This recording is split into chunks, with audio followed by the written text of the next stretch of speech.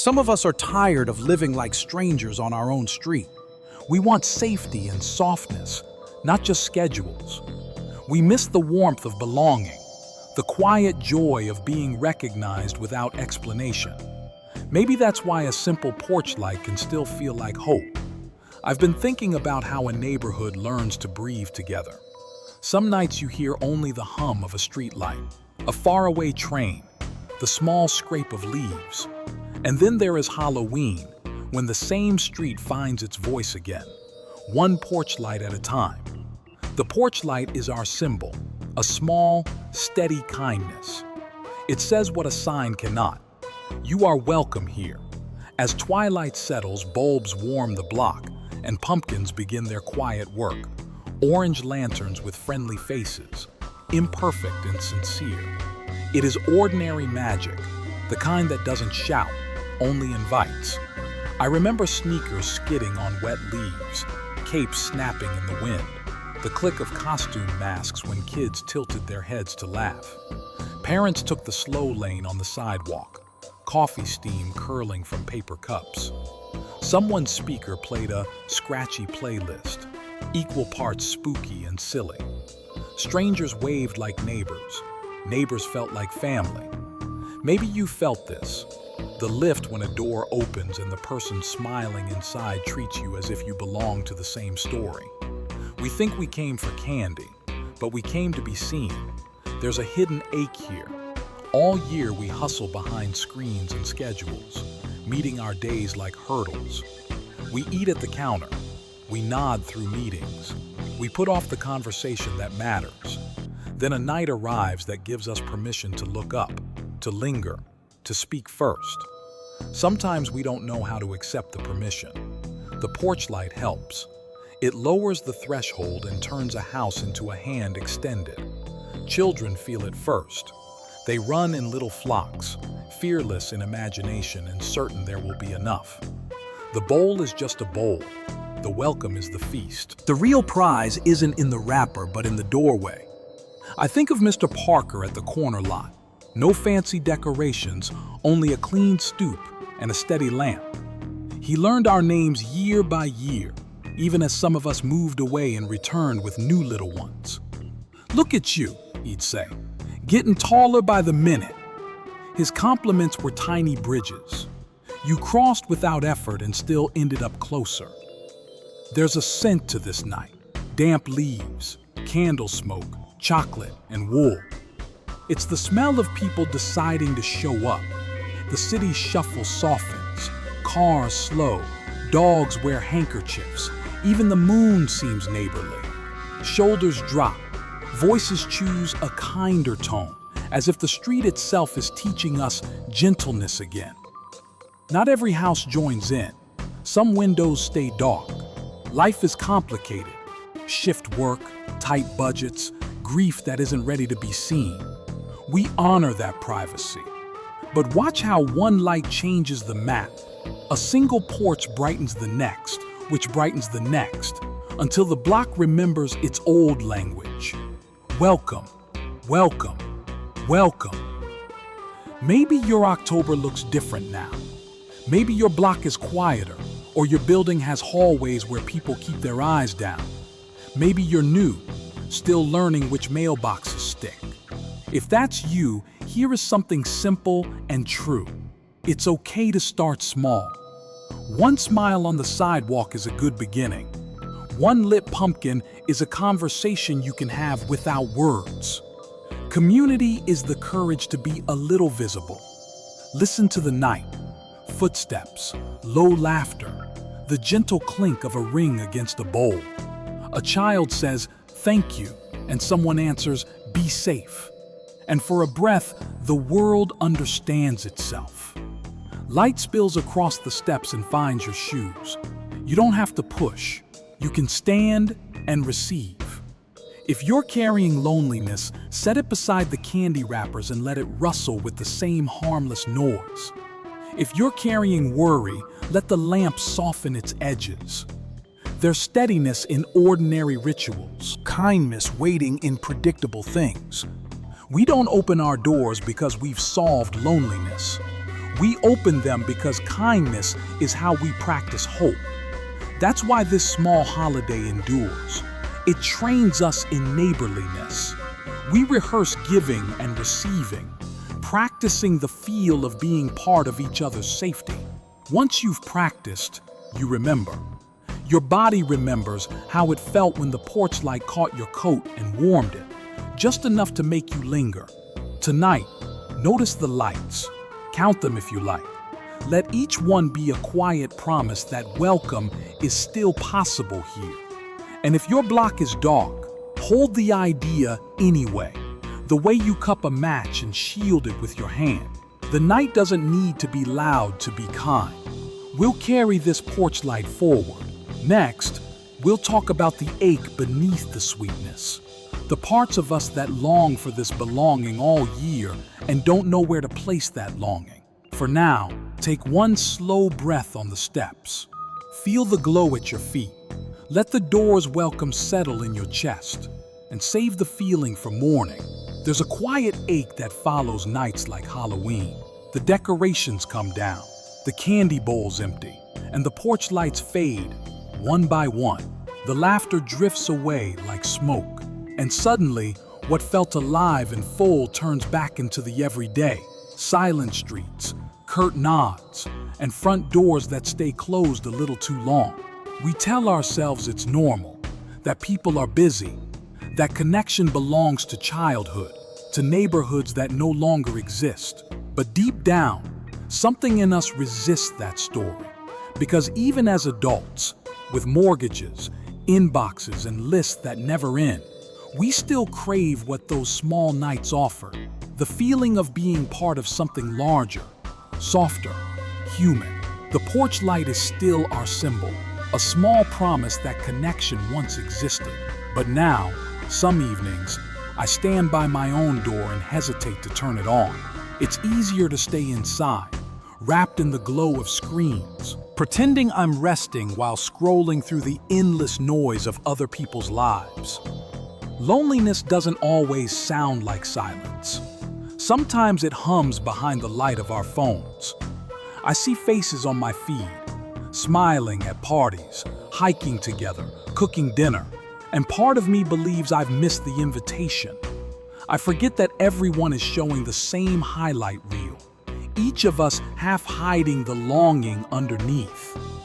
There's a weariness that creeps in with adulthood. It's not just physical tiredness, though the body feels that too. It's a soul fatigue. We grow cautious about knocking on doors, literal or emotional. We start thinking, I don't want to bother anyone. So we shrink our gestures, keep our distance, and slowly lose the courage to be seen. When I pass my neighbors in the hallway, we smile, but don't stop. We mean well. We're just afraid of awkwardness, of not knowing what to say next. But somewhere between politeness and self-protection, connection slips away. And yet, every once in a while, there's a tug, a reminder that we're meant to live closer than this. Sometimes it comes when you see a porch light flick on unexpectedly, or when a child's laughter echoes through the night. Something stirs, whispering, you still belong to the world. But belonging feels risky when you've been disappointed, when you've waved and no one waved back, when you've offered help and it went unnoticed. The heart learns to ration hope. It starts guarding the door. I think of Mr. Parker again, his lamp steady through the years. He never seemed to grow tired of greeting strangers. I wonder if he ever felt unseen too. If he ever looked out into the dark street and wondered whether the light still mattered. Maybe that's what courage looks like in quiet form. Turning the bulb anyway, even when no one knocks. Sometimes I rehearse excuses not to reach out. They probably don't remember me. They have their own friends. I'll sound weird if I ask. But these small fears stack up until they build a wall I never meant to create. Isolation rarely begins with rejection. It begins with hesitation. Maybe you felt it too. That split second when your hand almost waves but doesn't. When you want to say hi, but the words catch on pride or shyness. These are the moments where loneliness grows roots. Not because we don't care, but because caring feels too tender to risk. On darker evenings, I sit near the window and stare at the unlit pumpkin on my porch. Its shape still soft, its face faded by weather, but it reminds me of something unspoken. Connection isn't always about gathering. Sometimes it's about keeping the invitation alive, even when no one shows up yet. There's grace in admitting that you miss people. There's honesty in saying, I wish we were closer. We don't need to turn that longing into shame. It's simply proof that our hearts are still working. So if the night feels too still, know this. You are not strange for wanting warmth. You're not weak for missing laughter. These are the instincts that make you human. Let them ache without rushing to fix them. Because in that ache lies the seed of something good. The memory of how it felt to belong. And though the porch lights may dim for now, the longing itself is a compass. It's quietly pointing toward the next act of courage. The choice to reach again. It happened on an ordinary Wednesday evening. One of those nights when everything felt gray around the edges. I came home late, carrying the day like a heavy coat I didn't know how to take off. The porch light bulb had burned out a week ago, and I hadn't bothered to replace it. It didn't seem worth the effort. No one was coming by anyway. I set my keys down, scrolled through a few messages, and told myself I'd go to bed early. But as I passed the window, I saw a small flicker outside. Not my light, but Mr. Parker's, 2 houses down. His front step glowed the same soft amber it had every year. It wasn't Halloween anymore. There were no children, no decorations. Just one steady bulb shining into the cold night. It stopped me. The sight was so ordinary, it shouldn't have meant anything. But in that moment, it did. I realized I had been waiting for life to feel connected again, before I offered any connection myself. I'd been waiting for proof that community still existed, when maybe the proof begins with the light we choose to turn on. Sometimes, the invitation we're waiting for is the one we were meant to send. I stood there, staring at that porch glow, and for the first time in a long while, I felt both small and capable. I went to the drawer, found a spare bulb, and stepped outside. The air was colder than I expected, sharp and honest. My breath came out in little clouds as I unscrewed the dead bulb and replaced it with the new one. When I flipped the switch, the light spilled across the porch, soft but certain. It was nothing dramatic, just a quiet circle of gold on wooden boards, but it felt like an exhale, like something inside me had unclenched. As I stood there, I noticed the smallest thing, a child's bike, leaning against a mailbox across the street. Someone had left it out by accident, its reflectors catching the light from both porches. I wondered if that's what belonging really is. Small reflections bouncing back and forth. One steady beam making it possible for another to be seen. I thought about how easy it is to talk ourselves out of kindness, to say, it won't matter, it's too small, no one will notice. But maybe that's the real trick of despair, convincing us that small lights don't count. Inside, the warmth followed me. My house didn't feel as hollow. The walls seemed to soften. Even the quiet felt kinder, like it had been listening and decided to stay gentle for a while. I poured myself a cup of tea and sat near the window again. Outside, 2 porch lights glowed like punctuation marks in an unfinished story. And for a brief moment, I remembered what it felt like to live on a block that believed in connection. Not as nostalgia, but as something possible again. Hope often begins with maintenance. A bulb replaced, a step swept, a gesture repeated. The next day, I saw the child's bike gone, the mailboxes shining from morning dew. Across the street, someone else's porch light was on. Maybe they'd always kept it that way, or maybe they noticed mine. Either way, something had shifted. That night, when I took out the trash, Mr. Parker waved. Just a small motion, barely visible in the glow between us. I wave back. No words, no plan, no promises. Just two porch lights bridging the dark. It was such a tiny thing, but it felt like a door cracking open inside me. I realize connection doesn't always announce itself with laughter or crowds. Sometimes it arrives in simple echoes.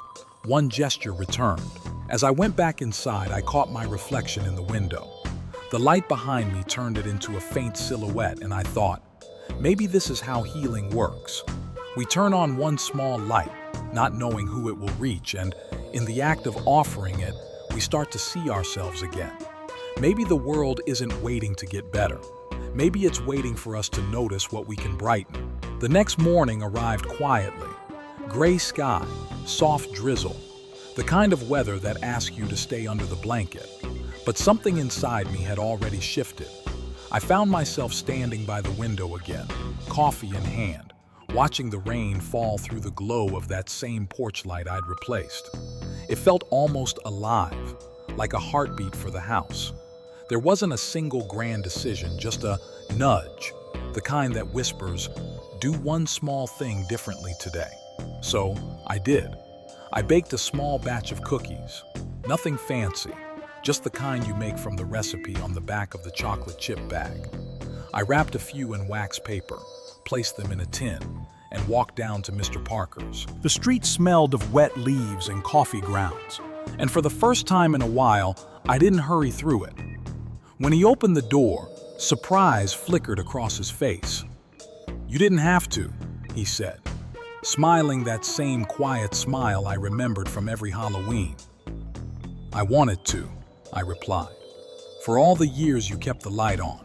He laughed softly, a sound like the creak of an old porch swing. "Well," he said, "someone has to keep the street from forgetting itself. The world remembers itself through our small gestures." That line stayed with me all day. I kept thinking about the difference between waiting for connection and offering it. So I kept practicing small, ordinary acts. Gestures so simple they might have gone unnoticed if not for the new awareness behind them. When I went for my afternoon walk, I waved to the couple on the corner I usually just pass. I complimented a teenager's pumpkin art left by their gate. I held the door open for a delivery driver and didn't rush the thank you.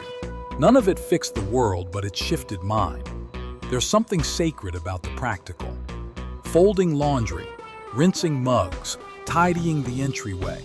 Each act feels like a way of making space for life to visit. I started lighting a small candle each evening while dinner simmered, letting its flame echo the porch light outside. It wasn't ceremony, it was a reminder. Hope is built in repetitions, not revelations. Later that week, I printed a note that said, "Take one, share joy," and left a small bowl of candies by the front step. Not for Halloween, just because. It felt strange at first, almost too sentimental. But when I checked later that evening, a few pieces were gone, replaced by a folded scrap of paper. Someone had written, "Thank you for this. I needed it." I didn't recognize the handwriting, and that made it better somehow. It meant the gesture had reached further than I could have planned. It reminded me that kindness doesn't always return the way we expect. It often circles through unseen routes before it finds us again. As the days passed, I noticed subtle changes around the block. More porch lights staying on after dusk. A child's chalk drawing spreading down the sidewalk. Two neighbors chatting by the curb about recycling bins. Nothing headline-worthy, just life breathing a little easier. Sometimes, while sitting on the porch at night, I'd imagine every light on the street as a pulse, steady and quiet. It made me think of how healing works. Not in bursts, but in steady rhythms, like blood finding its way back to the heart. And on evenings when the day had been long and my hope felt thin, I'd remind myself of this. Even a tired person can still strike a match. So I kept showing up in small ways. A smile, a note, a wave, a shared dessert, a listening ear. I didn't need the old neighborhood to return exactly as it was. What I wanted was simpler, to remember that kindness was still an option. And once you remember that, the world opens a little. Small acts don't fix life. They reveal it. One night, I caught my reflection in the porch window again. The light behind me blurred my outline, turning me into something softer. I realized that I wasn't just keeping the light on for others anymore. It was keeping me company too. That's when I understood. This was never about saving the neighborhood. It was about rejoining it, about remembering that every time we do one kind thing, no matter how small, we are lighting another porch in the dark. Some stories begin with grand moments, a promotion, a move, a heartbreak. But the ones that stay with us often begin in smaller ways. A porch light replaced, a cookie shared, a wave that lingers 1 second longer than politeness requires. These are not just acts of one person. They're reminders of something we all forget, the quiet power we hold to make the world gentler, starting right where we stand. Every neighborhood carries its own weather. Some glow with laughter, others hum with silence. But beneath every streetlight, beneath every doorstep, lives the same human longing to be seen, to be safe, to feel part of something steady and kind. The truth is, community isn't built by big events or organized programs. It's made from everyday faith, the kind that believes people still care, even when life gets loud and distant. Each time we reach out, even in small ways, we are whispering to the world, I still believe in connection. Belonging isn't a place we find. It's a practice we keep alive together. Think about the lights we leave on. In our homes, our hearts, our habits. Every one of them is a signal. I'm here. You're welcome. When you smile at a stranger, text a friend, or hold a door, you're not performing kindness. You're participating in the quiet construction of trust. We often underestimate how much these gestures matter. We assume people are fine, that our effort won't change much. But there's someone right now who's one kind word away from believing in good again. One small wave away from feeling seen. One shared light away from remembering they still belong to the human story. And if we zoom out, we start to see it. An invisible network connecting us all. One porch light sparking another. One act of courage inspiring a ripple of warmth we'll never fully trace. It's what Fred Rogers meant when he said, deep and simple is far more essential than shallow and complex. Simple things hold the deepest meaning because they meet us where we live. In the moments between errands, in the breath before a reply, in the choice to care even when we're tired. Kindness doesn't need to be impressive to be profound. Some of us grew up in places where doors were always open, where a knock meant friendship, not intrusion. Others grew up learning to protect our space, to be cautious, to survive first and trust later. Both are true, but even in a world that feels guarded, we can still choose small openings, a nod on the sidewalk, a shared hello in the elevator, a light kept on for the passerby. When we do, something in the collective air changes. People soften. The world becomes slightly easier to walk through. We begin to remember that decency is not extinct. It's just waiting to be practiced again. And maybe that's what Halloween, and every little holiday of connection, has been trying to teach us all along. That community isn't about costumes or candy. It's about courage. The courage to keep welcoming, even after disappointment. The courage to believe that the smallest kindness counts. When you light your porch, you're not just brightening your street. You're joining a shared act of remembering. You're saying to every passerby, I see you. You matter.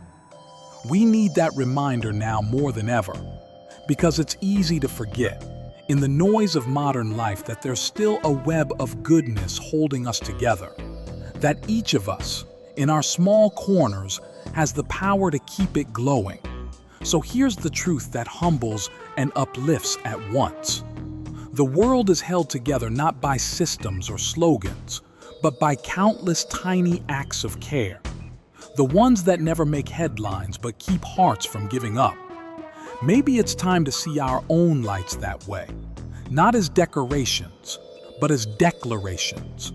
Proof that we still believe in each other. Proof that even in the dimmest seasons, we haven't stopped trying. The smallest light becomes a star when enough of us keep it burning. And maybe that's the real story of every neighborhood, old or new. We belong to one another more than we realize. And the work of remembering that, together, is the sweetest thing we can do. There's something about the final quiet after a holiday that tells the truth. The streets are empty again. The porch pumpkins have softened and sagged. The candy wrappers are gone, swept away by the wind. But if you look closely, there's still a soft amber glow in a few windows. A light that stayed on, not out of habit, but out of care. That light, I think, is our invitation. We don't need another event to practice community. We just need today, one small, ordinary day, to begin again. Maybe you're listening with your morning coffee cooling beside you, or sitting alone in your car before heading inside. Wherever you are, this is your moment to do one gentle thing that reminds you you're still part of something larger. It doesn't have to be big. It doesn't even have to be noticed. Start with the smallest gesture that feels true. You could wave to the neighbor you've only nodded to. Leave a note for the mail carrier. Text the friend you've meant to check in on but kept postponing. Compliment the cashier who remembers your name. Water the plant by the window, even if it's half gone. Every small act says the same quiet thing. I'm still here, and I still care. Hope grows in the soil of tiny, consistent kindnesses. Think of your porch light, or whatever version of it your life holds. Maybe it's a smile. Maybe it's patience when someone's rushing. Maybe it's forgiving yourself for not having more to give. You don't need to be the whole sun.